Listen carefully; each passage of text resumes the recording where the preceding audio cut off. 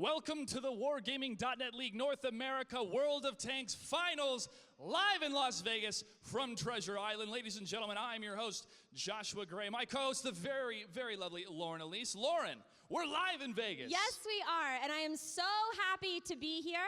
It is so hot outside. I think it's like 110 degrees. Wow. So it's much cooler inside. I'm so excited to get this party started. We have some great teams that have worked very hard to be here.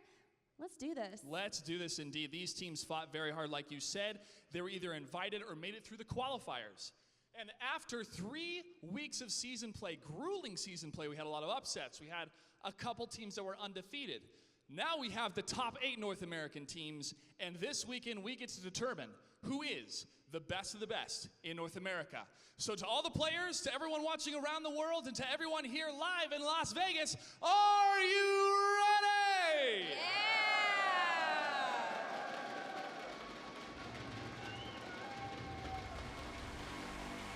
We are absolutely ready.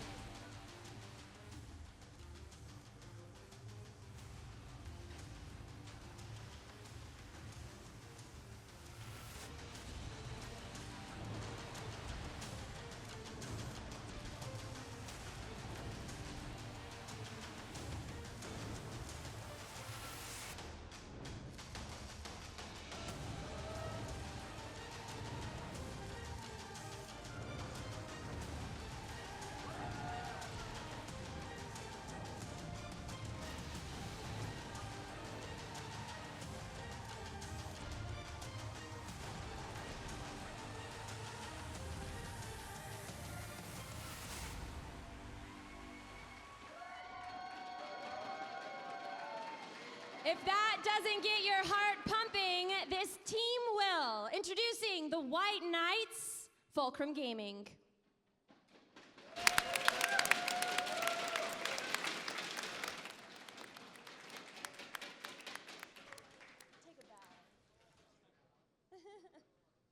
This is one of our undefeated teams, ladies and gentlemen. They've represented the United States of America at WCG as well, and they've also been performing very, very well in Season 1. Here one more time for Fulcrum Gaming.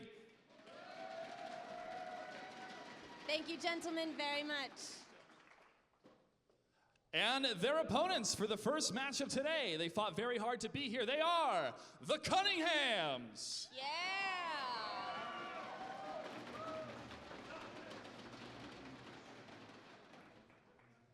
Congratulations on being here, gentlemen. They are led by A. Martin. It's a pleasure to have you here. They used to be called More Golds, but now they are the Cunninghams, the Wise Swine. Take a bow, gentlemen.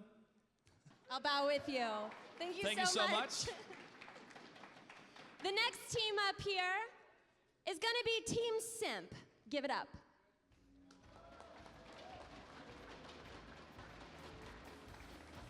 Team Simp is another undefeated team from the Season 1 of WGLNA.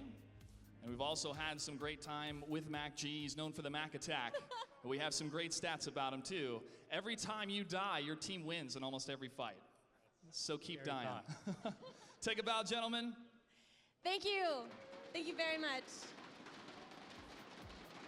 The next team is known for their aggression and also bringing their own individual armor to the battlefield. Ladies and gentlemen, give it up for River of Blood.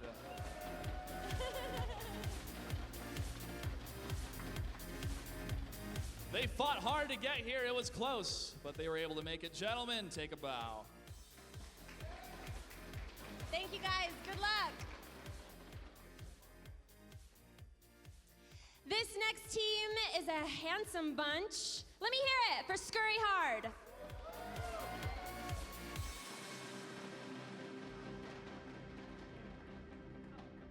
Their team leader can actually do a wicked Hulk Hogan impression. Can you do it one time for us? On this, that was, yeah. All right, let's try it again.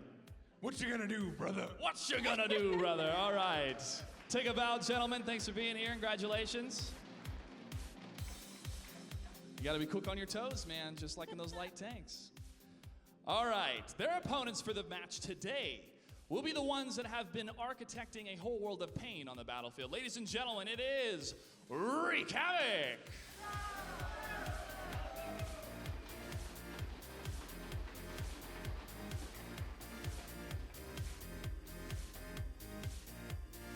Gentlemen looking classy, looking sassy, and ready to play some tanks. Go ahead and take a bow.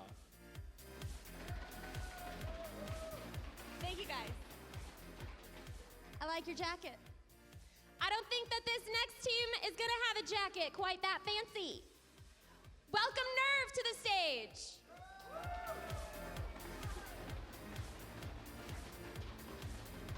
So you can see Nerve is wearing their patented trademark t-shirts and khaki shorts for their jerseys. Gentlemen, you look great. I'm sure you're gonna play great this weekend. Congratulations on making it to the finals. Go ahead and take a bow. Thank you, guys. And finally, they may know what love is. They're Simple Tankers! Hello. Doing good. Again, a hard fought series for you guys. Congratulations on making it to Vegas. Go ahead and take a bow. Thank you, gentlemen. And those are our teams. Let's give it up one more time for all the teams that have made it here today in Las Vegas. It was hard fought. It was hard fought for every single one of these teams, but they do deserve to be here. They deserve all the credit and all the respect of every gamer around the world when it comes to World of Tanks. But now it's time to find out who is the best. The audience is ready. The players are ready. We're ready. Ladies and gentlemen, it's time for some World of Tanks esports action. Let's battle. Thank you very much, Clutch and Lauren, and welcome once again, everybody, to WGLNA Finals live in Las Vegas, Nevada. My name is Dan Fodancho. And I'm Andre, Great Tour Pictures. So glad to be here in Treasure Island and bringing you such amazing gameplay. 8 teams, a very top in North America, are going to battle it out for $100,000. That's right, 16 teams have fought over the course of 3 weeks during regular season play, but only 8 can claim part of the $100,000 prize pool, which begins in just a couple of minutes. We will be your commentators for today, and Great Tour will break down what we can expect in the upcoming matches. Our first match of the day, it's Fulcrum Gaming versus the Cunninghams. Our second match of the day will be Simp versus River of Blood. Third match is Scurry Hard versus Wreak Havoc. And fourth match is Nerve versus Simple Tankers. But let me tell you, we're not done after that. That's right, at the very bottom of the screen, you can see that we will be having a couple of festivities at the end of the day one here of the finals. We're going to be having an award ceremony to honor all the highest performing players in the regular season play. And then we're going to have an all-star match, but it's going to be kind of a twist. It's going to be the staff versus some of the players. And I think everyone knows how that's going to turn out here, Andre. We're going to crush them. But before we go on, we realize that some people haven't watched World of Tanks, and we have a person here, the third member of our team, Randall Rukil Holcomb, to explain to you the 742 format. Thank you, Dan. Guys, the 742 format is 7 players per team with 42 points to work with. Max tier is 8, and every tank is worth points equal to its tier. Now, every match is a best of 7, and every battle will be 10 minutes long. At the end of every single battle, if there is not a winner, it goes to a draw, then we will reference our 8-point rule. Now, the 8-point rule is really interesting to see because if there's a difference of 8 points between the two teams, a winner will be declared. That's right, Randall, and if you guys have any questions about the format or you have any comments in general about the weekend, we invite you to stay connected with social media and stay in the conversation. Twitter at WGLNA and Facebook at WGLNA. So we're going to take a quick break. Why don't you think of some clever comments to send to us? You might even get 15 seconds of ticker fame throughout our broadcast. And when we return, we prepare for our first match of the day here at the WGLNA Season 1 Finals. It's Fulcrum versus the Cunninghams. We'll be right back. Welcome back, everybody, to the desk here at the WGLNA Season 1 Finals. As promised, the first match of the day will be Fulcrum versus the Cunninghams. Before we get into that, we're going to toss it over to our pre-match ceremonies with the wonderful Lauren Elise. Thank you, Dan. We are going to do a very quick face-off right now with the team captains of each game. Nagatron, A. Martin, I need you to the stage, please. Thank you so much. This is A. Martin with the Cunninghams and Nagatron with Fulcrum Gaming. Now, you guys are undefeated, so how do you feel about being here today? We can always lose, but we feel pretty confident. We've been to live events before, and we hope to win this one. Good. And how about you? I know that you guys are pumped. You worked hard to get here. How do you feel about being here today? I feel like we can definitely win. We've shown that we either play really well or really poorly, so hopefully today's a really well day.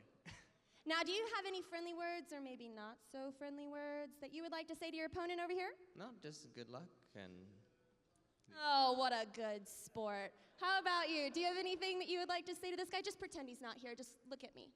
I just have to say good luck to him as well. Gosh, both such good sports. So what we're going to do is we're going to do a little coin flip. If you say heads and it lands on heads, you win 25 cents. I'm just kidding. I'm not really going to give you my quarter. It's my coin. I'm going to flip this coin. Since you're in the higher seat, I'm going to let you choose heads or tails. If you get it right, you get to choose the map. Or you can defer it and you can let him choose the map. Whoever chooses the map, the opposite person picks the spawning point. Clear? You got that? I know it's complicated. Heads or tails? And it's tails. So you get to defer. Oh, what's the map going to be? Ensk. Spawning point? south. You heard it from the men themselves. Men, please take your seats. You have 3 minutes to pick your tanks. And then this match is going to get started. Back to you. Thank you very much, Lauren. I couldn't have said it better myself. Both these teams are raring to go, and we're going to get ready for the match between Fulcrum versus the Cunninghams. Let's bring up the bracket to show you the path to the finals, which is ultimately both teams' destinations. Because after they get past these opponents, they still have quite some challenges ahead of them. Yeah, the big two teams we want to keep our eyes on is Fulcrum Gaming and Simp Maine. These two teams are considered the big favorites, but keep an eye also on Scurry Hard and Nerve. These are two teams that came out of nowhere in the regular season group stages and really made a name for themselves. Of course, the other teams, you also have to keep an eye on them. They've all been pretty big veterans of the scene, but definitely the 4 teams that stick out to me in this tournament alone are those 4. The winner of this match will go on to play the winner of Simple Tankers versus Nerve, and that can punch their ticket to the finals. Let's go ahead and talk about these two teams. Fulcrum, we'll begin with them. Andre, what are some of your thoughts coming to this match? You know, it's interesting. Fulcrum, the biggest criticism I hear from every single team, every single player is they are conventional. But I kind of feel like they've been relegated to play conventional. The big thing is they haven't been pushed. They haven't really had to play the metagame or the counter metagame. They haven't had to play any mind games because they're just playing overall better than their opponents. They have better fundamentals. Their execution is fantastic. And on top of that, they have a good plan. That's one of the hardest things to have going into World of Tanks. Rukil, your thoughts? I definitely have to agree with you there. Fulcrum makes some great strategies that I just completely respect. Fantastic crossfires, fantastic positioning, and only a few times have we actually seen those positions not work out in their favor. Well, Fulcrum has an all-star lineup. Absolute Royal, FML Rommel is subbing. Friction, F0X, Hugo, Nagatron, Relics, and Soviet. Everyone's pretty familiar with them. Fulcrum has been in the spotlight for a while, but now we have a team that's trying to pose them. It's David versus Goliath for the Cunninghams, Greetor. The Cunninghams are a fairly newer team relative to Fulcrum Gaming. But what's important to note is the ball's in their court. They're the ones that have so much data on their opponents. Fulcrum Gaming is everywhere, right? You can see them on the internet, you can see them in different tournaments, and you can really piece apart their play and say, this is what you do 70% of the time. Let's counter that strategy. And you get some really cool mind games that you can mix in there if you put in the time and preparation. Let me tell you, these teams have put in the time and the preparation to take out any one of these teams here. Randall, after watching Cunninghams play for 3 weeks, what is your inspection and their chances of coming to this match? It's going to be a really hard match against Fulcrum. Fulcrum is such a fantastic team. I'm not really sure they can beat Fulcrum. They are the favorites to win after all. It is a best of 7, so there is a lot of margin for error in the first couple of maps. We're going to start off on Ensk, and it will be highly contested there. But again, it's just the first map. They do have to win at least 4 battles. Let's also talk a little bit about some of the players once again. A. Martin is the captain of the squad here for Cunninghams, but he also has Baguk, Caster Starwind, Commander J, King Kong, Militant, Silent Demise, and Taka, and Trireme. These guys have battled it tooth and nail to get here because they didn't have the best regular season record. In fact, overall in map score, they went negative. But they won when it mattered the most against Wreak Havoc for the tiebreaker to get that 3rd seed in the Bravo Conference. And now they're playing against Alpha Conference's Titan and Fulcrum. Yeah, I do want to mention, too, of the top 8 teams, I would say individually ranking each of the players, they have the least amount of high top placing players. Now, you might say that's a bad thing, but I would actually say, hey, that shows remarkable skill for an executed plan and also a good leader telling everybody what to do and how to do things. That's something that can really go into effect when you're playing against Fulcrum Gaming. If you're playing a very, I guess, intelligent way against a very smart team, you can easily get these small little or big little big advantages against these, high-profile teams. Ultimately, just it's too much, and you'll take the game and potentially the series. Fulcrum is a team that likes to set their positions and be able to dominate with very clean executed strategies.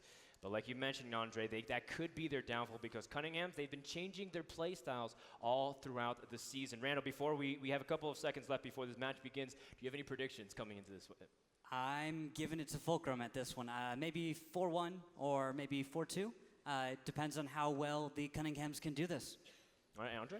Yeah, it's really hard, but I will have to agree with Randall. It is 4-1, 4-2, but I'm telling you, we can see some crazy stuff being thrown out of the Cunninghams. I want to believe in the Cunninghams, and I want to say that they can, because we've seen them pull out, again, a diverse playbook. They can play defensive and set up and be able to handle any aggressive pushes. Like we've seen them play the north side of Mines, but we also seen them do fast cap attempts as well from south side of Ruinberg. So I don't know what to predict, and we know Abe Martin is a big scholar of his opponents, and I'm very curious to see what kind of play that Cunninghams can bring.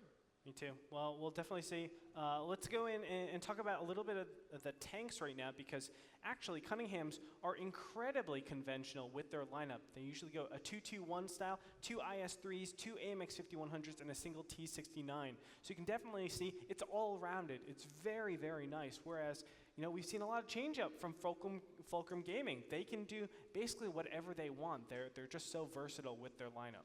That's right. So let's hop into the tank selection screen real quick so we can update you on what everybody is choosing. Just like Grito was mentioning. And on Ents, you do take a conventional type of lineup. You want to have the mixture of burst with being able to have the autoloaders push out all their damage really quick. Then you also want to have people who can brawl, like have an IS-3 to absorb some shots, or maybe be able to handle any kind of face-hugging engagements. Randall, what is your analysis of the tank composition so far? As it stands, we've got 2 5100s to 69 for Fulcrum, and then 2 IS-3s. Both teams actually look like they have identical setups. We've actually got one of our observers in a BT-7. He needs to change out of that, and it's a very similar lineup, and it's going to be a very conventional Ents play. I'd say we're going to see a west side push, some kind of slow play, and the better men will win. If either team can destroy the other's eyes, get those T1s down early, get some nice map control, we could see map pressure come out of either team, especially if Cunninghams, for example, can get Fulcrum to fight on the opposite side of the map, away from their own cap point, put that cap pressure on just long enough. 100 seconds is all they need with one of those T1s, and that's cap victory. That could be what they need to win on Ensk. Sure, but definitely Ensk is one of those feel-out maps, right? It's really easy to have nothing planned, but what you do get to see is how aggressive do you want to start out this play? How aggressive do you want to be right out of the gate in a best-of-7 series? And if you shut it down, let's say you are Cunninghams, Fulcrum goes out, guns blazing, and you shut it down immediately, all of a sudden you have the head start in the series, and you're able to say, well, okay, they're probably not going to be aggressive game number 2 because I shut it down so incredibly well in game 1. Now I have a lot of openings. I have a wider range of openings to do directly after that because I know they're going to be defensive. Well, the countdown has begun. Thank you for your words, gentlemen. The match is about to begin between Fulcrum versus the Cunninghams. Let's battle.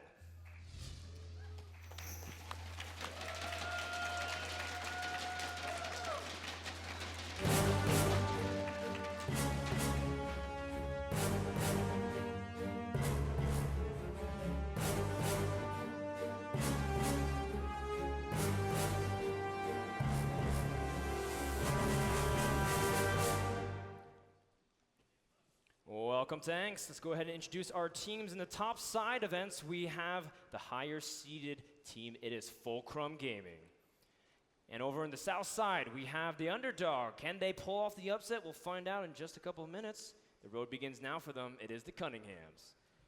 That's right. Taking a look at the lineups once again, as it has been finalized. Rukil, you are absolutely right. Both teams have mirrored each other. Two 5100s, two IS-3s, and a single T-69, followed up with the T-1 Cunninghams. Now, we have seen L-tractors being used here and there, but both these teams not going to use that at all. I like exactly what the Cunninghams are doing right away. Splitting it all the way over to the west side. They know it's a lot less likely for Fulcrum to move over to the west side, and you slow the game down a lot. Again, playing that slow type of play in the beginning stages just to feel your opponents out and see how aggressive they want to take it right away. Early spotting come up as F0X is going to get spotted by a Martin over on the one line. Fantastic right there. And a Martin is going to pull back as the remaining tanks will push on and start taking more ground in the east. I like this. It's very strong. King Kong did a great job early game getting some spotting as the rest of his tanks crossed the tracks. It was good cover right there from the Cunninghams. I don't know where Fulcrum is right now, but I'm wondering what they're doing. Fulcrum is peppered all across the E block area between rows 1 through 4, taking again defensive positions in some nice keyholes, making sure to get some spots. Nagatron really doing a good job controlling that 6th line. He is very important not just to be able to push out shots if he sees anybody crossing across the JK row, but also being able to follow up and flank enemies that try to go through any kind of courtyards. But for now, I really don't think there's going to be any aggressive play from both these teams. Since they did split up through the tracks, it's very difficult to actually cross over. And look at this. As soon as you go over and try to cap, let's say, this flag, you're in the middle of nowhere. And all of a sudden, I can be shooting across behind cover and doing a lot of damage to you while you're shooting on top of the tracks where your reticle is going to be bouncing up and down and up and down. We do see a little bit of aggressive movement here from Fulcrum as they are now down into the F row, trying to see if they can get some nice spots. They had F0X proxy spotting first, but now Soviet, Absolute, and Hugo are going to start pressuring slightly. They want to start finding out where their opponents are because so far, like you mentioned, Rukil, the only person that's been spotted thus far is A. Martin. Well, A. Martin has also spotted Nagatron again moving up. This is great, and Nagatron had this little second where he could have gotten A. Martin, but he did not take the shot. And A. Martin does get away, and now he's going to join Buguk over in the east, where I think they'll start pushing the T1s up, maybe, taking a little bit more ground and leaving a T69 behind to cover the base as they try to maybe get a T1 out and maybe put some cap pressure or maybe cross the north. I'm not sure what they're going to do with it yet. It's really early in the game, and it's very difficult to tell what's their real goal here. Again, just shadow boxing, trying to feel out their opponents. Only 3:30 has passed so far in this first battle. They still have 6.5 minutes to work with, plenty of time for action. But now we start seeing the opening movements of what Fulcrum intends to do, and there's a full-on movement down the 4 line here, Greetor. Yep, they realized, okay, I've probably seen a lot of the tanks on the west side. I'm going to punish if there's anything over on the east side. I'm going to punish if there's anything on the west side. Relics, oh gosh, Relics is going to go down to the 2 T1s that are over here in the top right-hand corner. Well, he's going to fight for it as he does fire at A. Martin, and he's going to get a little bit away. A. Martin's just going to see if he can get support, I think, but I don't see Buguk moving far up enough to get Relics. This is time that Fulcrum has now to return to base and even maybe cover and save Relics. They need to kill him now, very quickly. This is great from Fulcrum, valuing their T1s. They're their eyes on the map to make sure to detect any opponents that might be coming up over into that field side. Relics spraying fire. Hopefully maybe can clip away some of that debris as well as maybe get some damage blindly on A. Martin, but haven't really seen too much in that regards. But Fulcrum now has completely rotated over to the northern part of the map. Yeah, playing it very passively. I like actually both teams making sure they don't lose the early T1. Remember, it's a lot easier for the south side to cap the north side just because of that little pile of dirt, I would say. You can hide your T1s behind there. So I think Fulcrum's very mindful of this, and they're making sure that they just keep Relics very, very defensive. But A. Martin is moving around at a fantastic angle. He's going to be he's going to avoid taking fire from Fulcrum, and he's going to be able to put shots out on Relics as soon as he can destroy some of this cover that lies between them.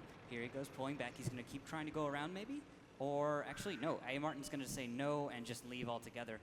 Although Ooh, relics big will get spotted in spots. their spots. Oh my goodness, King Kong gets ammo racked, and Nagatron's able to finish the kill. That is an absolutely deadly shot here from Fulcrum. They get the first blood, and all of a sudden, Cunningham starts at a pretty significant disadvantage. Friction trying to push out as much DPS as possible, lands a shot on Silent Demise, but Trireme also didn't escape unscathed. Oh man, shots being fired, but not doing damage against the Fulcrum team. This is just terrible position. But for 5100 Cunningham. Absolute Soul Roll and Absolute have come out, and they're going to unload on Silent Demise, Commander J, and Trireme's size. They're completely exposed to this. They have no cover. Oh no, Silent Demise now drops as well as Begut to T1, and that is going to be 7 versus 4. Fulcrum has a decisive numbers and hit points advantage. They got the early shots, and now they are punishing Cunninghams for not being able to return fire. That's right, everybody just spread out in the open. They were at their flag, but right in the open is not going to work. Beautiful crossfire coming out from Fulcrum Gaming. Now there is counter cap pressure, but I don't think that'll be there in time. No, A. Martin really can't outcap 3 members from Fulcrum, and Trireme is trying to back out from the situation as fast as he can, but he's also going to drop to a shot from Friction, which means the last member that isn't capping is Commander J. And with that, the hopes of Cunningham's being able to come out of the gate swinging as Fulcrum looks to be a lock for battle number 1. That's right, and Martin's just going to, well, no, he's never going to be able to do this. Cap is done in 4 seconds, ladies and gentlemen. So Fulcrum Gaming is going to take the first game in match number 1. Oh, goodbye. Goodbye, A. Martin. Starting off strong, Fulcrum gets to a 1-0 lead. Let's take a break, and when we come back, let's talk about what we just witnessed.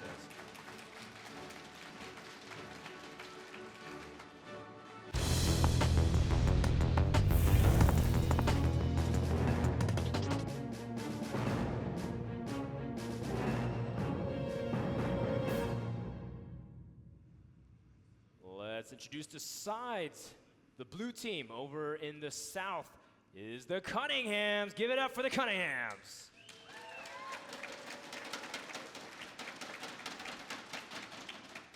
And over in the north, the heavy favorites, currently up 1-0. Give it up for Fulcrum Gaming.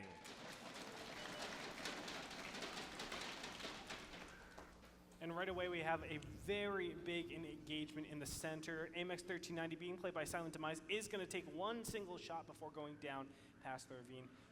That was kind of scary, but I do want to mention a Pershing being chosen by King Kong. That is fantastic, and that's a big change-up.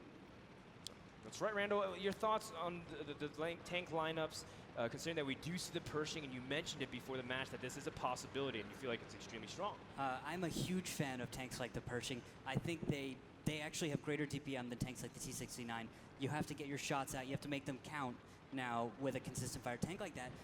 But on top of that, it brings the consistent fire where you're going to be losing out with a full auto loader sub. Oh, wow. There's something more important here, guys, is the fact that Fulcrum is pushing up to the west. They've recognized that the Cunninghams were in the east and decided to take the high road, and Commander J is almost cut off at this point.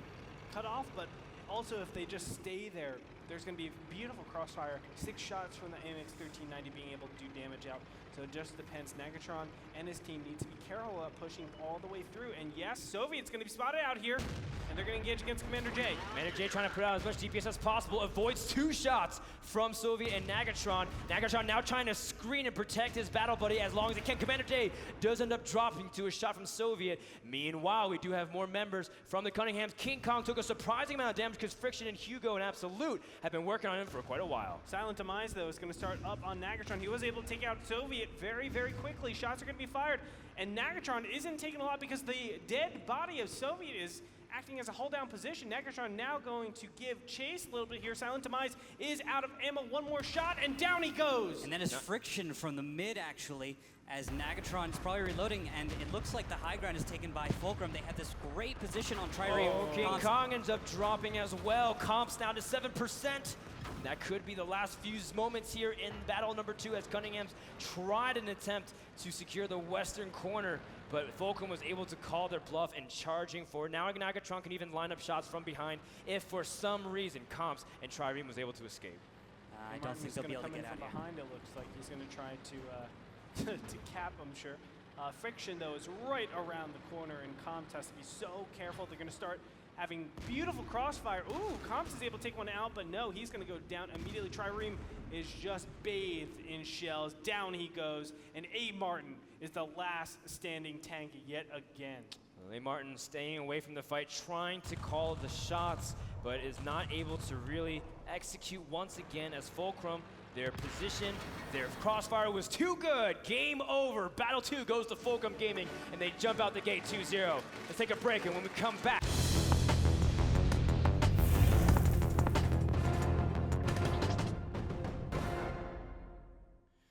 let's introduce our teams in the north side of Ruinberg, the half city, half open map.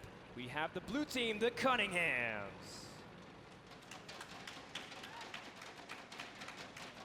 And over on the south side, the red team, they're the heavy favorites. And up 2-0, winning pretty one-sided. Give it up for Fulcrum Gaming. Taking a look at their tanks right now, two 5100s, an IS-3, a T-69, and a 1390 for the Cunninghams. On the other side, two 5100s, two IS-3s, and one 1390. So you can see the difference is the T-69 instead of the IS-3. That makes a lot of sense. The north side has the jump on the Delta Village all the way on the eastern side. And of course, the south side has the jump on the city. So having that IS-3 instead allows you to take city control a lot better. One thing that's really interesting, though, is that Friction is on the T1 this time. Or sorry, Friction isn't on the light tank, rather. He's on the heavy tank instead, on the IS-3. And we have Friction. Nope. No, F0X. We have F0X. I was right the first time.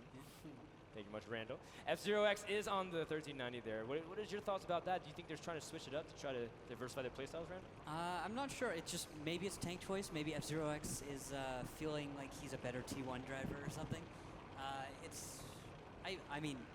The problem is you're going to not have, Friction in a fight if he's in a T1. He might not be on the fight, he might be on the opposite side, and he's the caller for Fulcrum Gaming, so it's important that he is in any big fight. So putting him in a IS-3 like that is a pretty smart choice.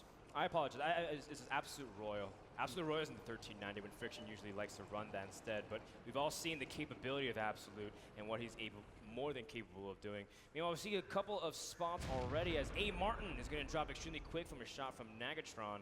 And again, A. Martin trying to be aggressive scout, but this time, Fulcrum's going to be able to shut it down. Yeah, that was I wouldn't say that was the wisest move. He didn't have any real cover when he moved up through the Delta Village. He moved up and started getting towards the south side, the side that Fulcrum has easier control of. There's no real cover fire, and when he died, there was nothing that the Cunninghams could do to punish Fulcrum for any of that kind of positions being revealed.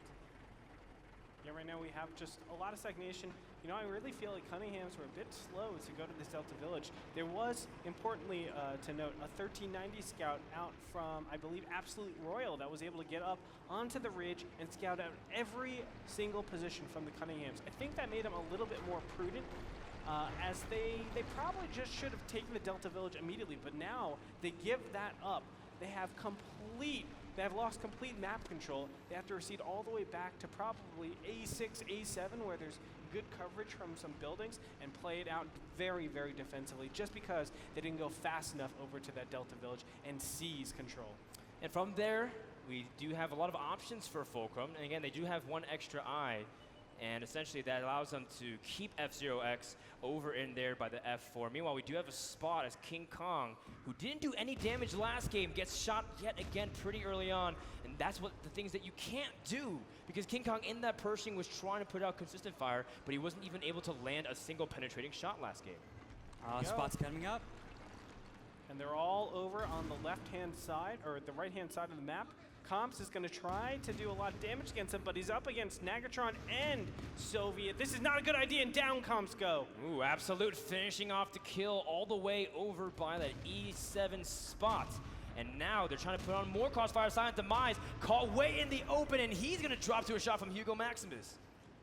This position does not look good for the Cunninghams. They haven't gotten any kills yet, and Soviet and Nagatron are decently low, but you've still got Hugo and Friction at full health.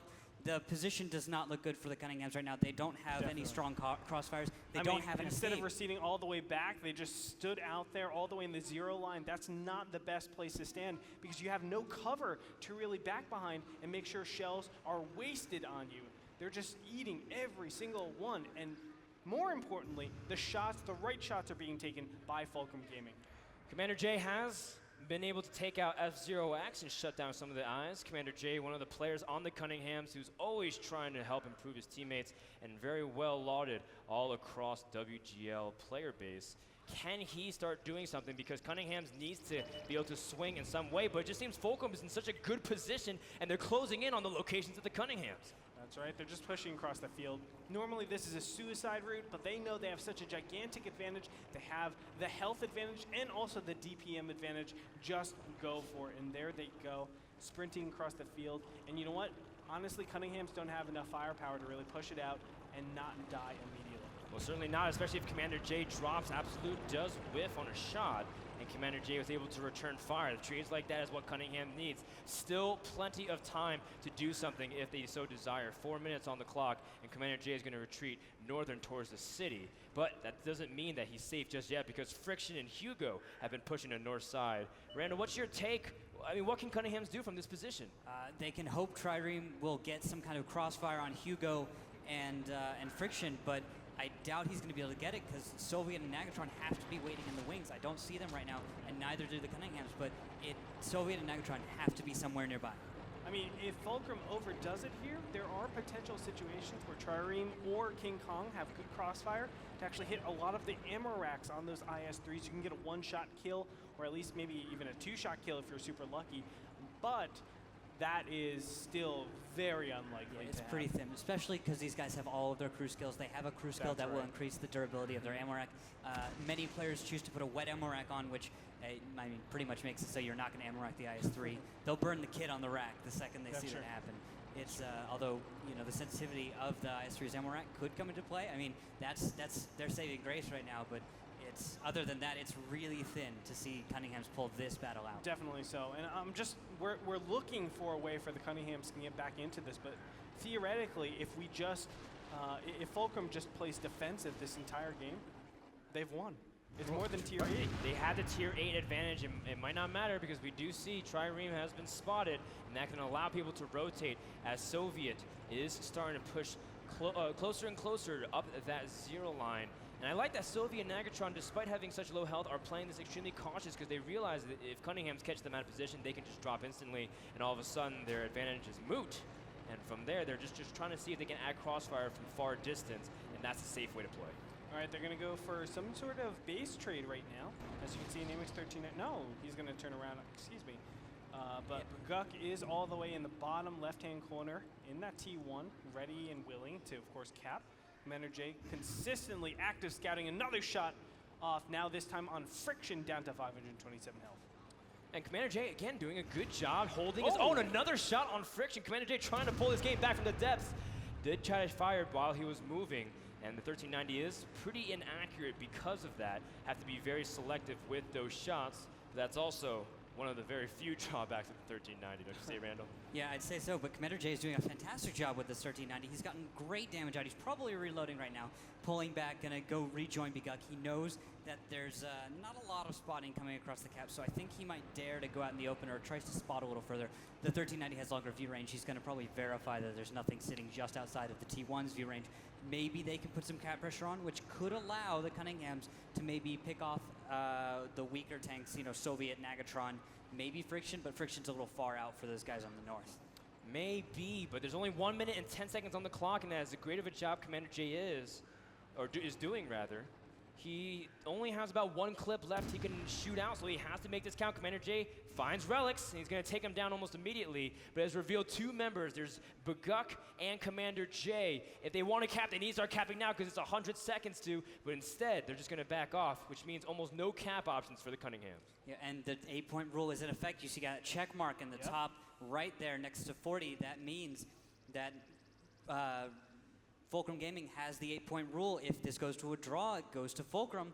So they don't have to push. They can pull back, defend their base, make sure that everything's all right. Trireme going out in the open. love it. And Hugo Oh. Maximus is moving out. Absolute Royal is spotted over here. He's going to take out Trireme. Wow, what a brutal finish right here. 17 points, 240, and it's almost impossible for the single Commander J to take everybody out. Soviet might go down here. No. One more shot. He's not going to get it backing out behind one of the buildings. Oh, that's and a Commander great job J. by Soviet. Again, Yeah. just to bait out shots, doing an excellent job, not trying to overextend. Fulcrum, full control over the series, 3-0. And we go to commercial break. When we come back, Fulcrum gets an opportunity to sweep the Cunninghams.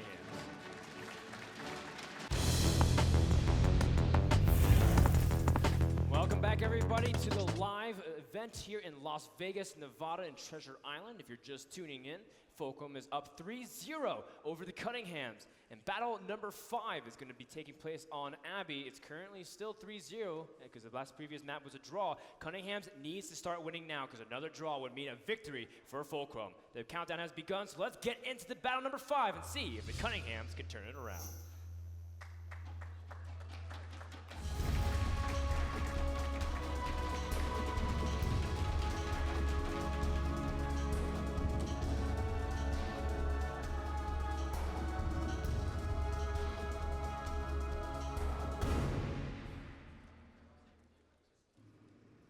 All right, welcome to Abbey. And in the south side, we have the red team. It is Fulcrum Gaming. And the north, the blue team, the Cunninghams, who needs a win now more than ever. It is the Cunninghams. Which I just said, Andre. In a very unconventional style, 3 IS-3s are being chosen by the Cunninghams. So again, going for that very interesting, different heavy tank lineup. Last time we saw AMX 5100s, 3 of them on steps. Now on Abbey, you have 3 IS-3s. Now, don't get me wrong, IS-3s aren't super conventional because there are a lot of brawls that happen over here on the western side. But once you show IS-3s, you basically show what you are super strong at and when you are super weak at. You know, at least the autoloaders have a little bit of ability to go all over the map and still be reasonably strong. These IS-3s only are good over in the urban areas, which is the western side of Abbey. Well, it does give them a lot of alpha damage with those 3 IS-3s, but with a full autoloader setup once again from Fulcrum, they do have a lot of ability to poke in now, get their shots out before anything happens. And for the most part, Fulcrum's been spreading out their damage overall. No one really breaks 2,000 damage, but everyone is usually above 1,000. And that's kind of the teamwork that we've been seeing out of Fulcrum. Randall, what's your assessment of our opening patterns and tank compositions? It's a really old kind of strategy coming out of the Cunninghams. This is something that I saw like almost like 2 years ago even. This kind of approach to Abbey, taking the high ground, grouping all of your tanks in a very tight position and just getting ready for them to come around. The additions and changes to Abbey made it so I'd say the position is stronger than it used to be like a year and a half ago when I played a tournament on this, just Abbey. But now the position is so incredibly strong for the Cunninghams. I don't know if Fulcrum can push into this, and I wonder if the Cunninghams will be willing to push out of this. All right, well, we do see a little bit of scouting coming out from Fulcrum at least, because Cunninghams is so tightly turtled up in that one place on the High Road Relics. Doing a good job all series long, trying to see if he can get some initial detection on his opponents, and that can give him important information. And also not seeing people the further you push up also gives some pretty relevant information as well. Which you don't see is pretty important. I just have such a tough problem seeing how aggressive Cunninghams can be in this map. Because think, if it's Abbey, all of a sudden, if I'm Fulcrum Gaming, I'm saying, okay, I have my autoloaders. They're really good in open scenarios where I can just go back. You can see the flag caps are really nice places to engage and then just fall back into the lower ground until you actually reload. You're doing maximum amount of damage for the time that you're spending out where your opponent can actually hit you. That being said, these IS-3s, what do they do if Fulcrum makes no action to try to win the game? Right? They just go for the draw. They just draw, and they just win by default. They win by default, or it forces Cunninghams to either search for their opponents or go for a flag cap. Well, they can't go for the flag cap because of the scenario I just said to you, so they have to try to chase their opponents. And let me tell you, IS-3s are not good for chasing anything like T69s or the other AMX 1390s, they're going to always outrun those IS-3s. So all of a sudden, I have a really big problem at seeing how the Cunninghams can get a favorable engagement with these IS-3s. It does definitely seem the Cunninghams, when push comes to shove and the game matters the most, they play more defensive than anything else. As we do get a nice close-up shot of the Canadian flag. We do have a lot of players here from Canada as well. We do want to recognize that. And even a player from Brazil. As Kaneka from Scurry Hard, who will play later today, has got an opportunity to come out. And that's why Cunninghams are anxiously holding on as tight as they can to this position, because they don't want to go home now. Not like this, Greetorb. You can't get swept at the finals. Although Fulcrum looks like they really want to keep pressing on forward and make that happen. Soviet and Nagatron now taking the Abbey over. And once they realize exactly where their opponents are, because remember, yes, it's more, you know, the Cunninghams have the propensity to go over to the western side, but they could also be fighting for the Abbey. Once it's realized that they are for sure in the west side, then there's going to be some pushes. Then there's going to be, okay, this is my game plan. Either we sit back, we relax, we don't do anything, or we actually try to get an engagement where our opponents are, or excuse me, where our opponent's cap is. And that way, once we start a fight over there, the IS-3s are going to be shown. We can do, you know, it only takes 6 seconds for a T-69 to unload its entire clip. 6 seconds, boom, you're down. And you're reloading. The IS-3s are still trying to search for you. Cross map, not going to work out so well. Love what you're saying, Andre. It's a game of hide and seek. And currently, Fulcrum is very systematically deducing where their opponents are. They're not in the Abbey. They're not playing defensive over on the east side. There's only a couple more spots that you have to check before you can kind of draw the conclusions that they're turtled up over in C2, C3. Randall, I mean, if Fulcrum does end up doing this, do you like this eastern push across the river? I'd say it's pretty good. It's not really going to get them anywhere. I mean, but if they execute it right, you know, it's all fine.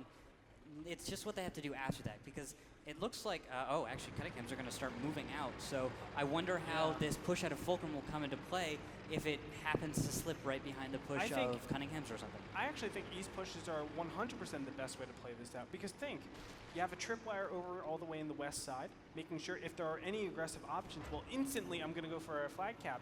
And you do not want to race 1390s and T69s over to the flag. It's just a silly idea to do. You're always going to be outgunned if you want to defend it with a portion of your tanks. You're going to not win the cap, obviously, because you can't get to your opponent's cap fast enough. And then if you want to bring all your tanks all the way over, well, they're going to be shot out, and they're going to be losing a lot of health before they can actually engage. And Relics, there he is, doing the best job that he can, being a ward.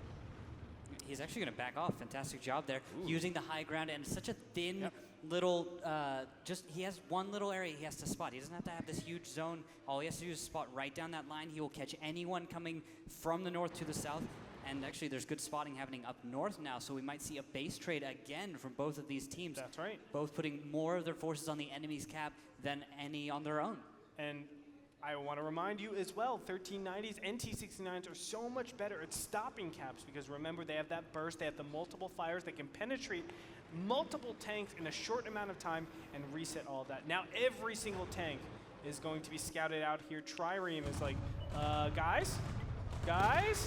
Well, and Trireme drops immediately as none of the guys were backing to defend. Cunninghams will have to kind of call an audible and completely return to base, other than maybe one of the T1s probably played by a Martin, trying to see if he can get into a potential counter cap. They need to stop, but we do already have Nagatron in position to put as many shots out. Commander J takes 2 shots immediately, and that's going to lower the chances dramatically of a reset attempt. Only 5 more points needed for Fulcrum to secure it. Then they do get one more shot, but is it going to really even matter? I mean, still 5 seconds left. It was almost there, but Comps is about to get up there, but I don't think it's going to be enough time. Cunninghams are typing out GG. They accepted defeat. 4-0 Fulcrum advances to the semifinals after capturing the opponent's base. And Fulcrum, the heavy favorites, you will see them tomorrow in day number 2 play. Congratulations. Just such clean play coming out from them. They knew exactly what their opponents were capable of, executed it accordingly, and just took the fundamental basic win on how to defeat their opponent, just based on the tank lineups. Just a really, really good draft. And I completely agree. Randall, what do you think about the entire match? Just not just Abby, but the entire series overall. I felt like Fulcrum did a fantastic job adjusting to what their enemies did, playing off of them, making the proper reactions. There was one time when maybe we could have said they made a mistake. That was the base trade. However, they didn't lose, so it really wasn't that big of a deal. It was maybe just damage control right there. Yeah. And you know what? That's something else, too, that we have to talk about that we weren't able to talk about too much because we went right into battle number 5.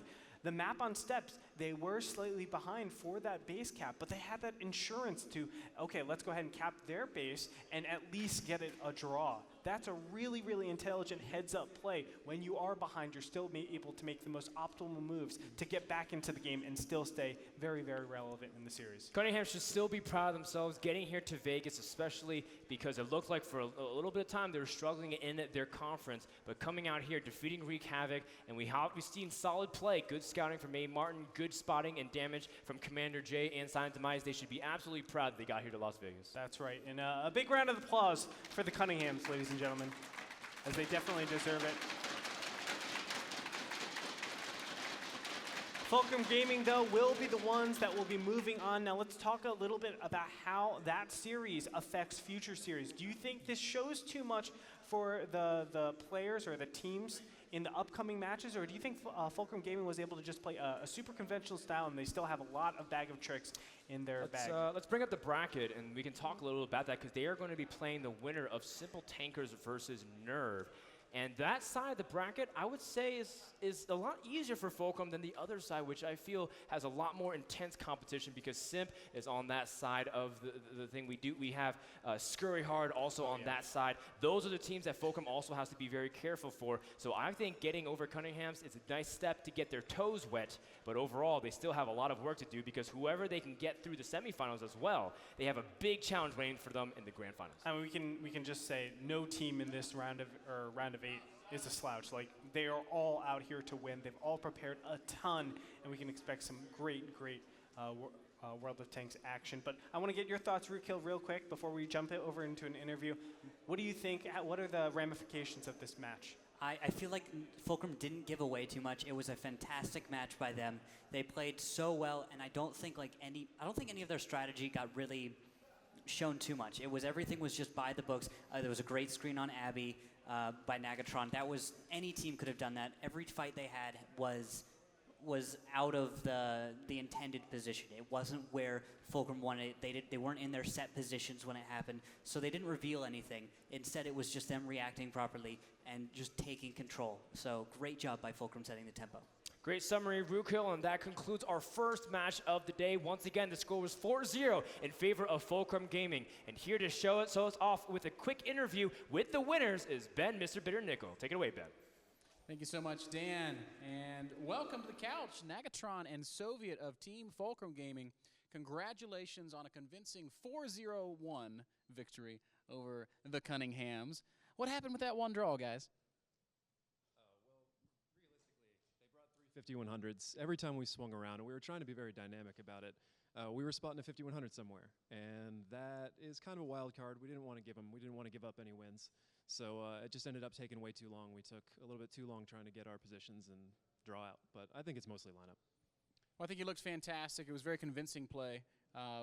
In my opinion, one of the most convincing series you've put up all season long because you have been dropping maps here and there. So I really have to ask, is this the Fulcrum Gaming everybody's been talking about? Did you bring out your absolute best strats here for the Cunninghams, or are you still saving some tricks for later? Yeah, sure. There are definitely some tricks left up our sleeve. I'm sure you'll see them eventually. But for now, we play very reserved. At the same time, one of the things that we do is we're very dynamic in how we approach each team. So depending on what team we play, we obviously have studied a lot of these teams. And we'll be showing some stuff. I don't think we really have a best strat. Well, I'm incredibly excited to see what y'all bring out next. Now, you will be playing against the winner of Simple Tankers versus Nerve. These are two teams that I think are pretty respectable, and Simple Tankers showed you guys some tough matches in the regular season. What is your expectation for who you'll actually meet on Sunday, and what is your confidence level for that next match?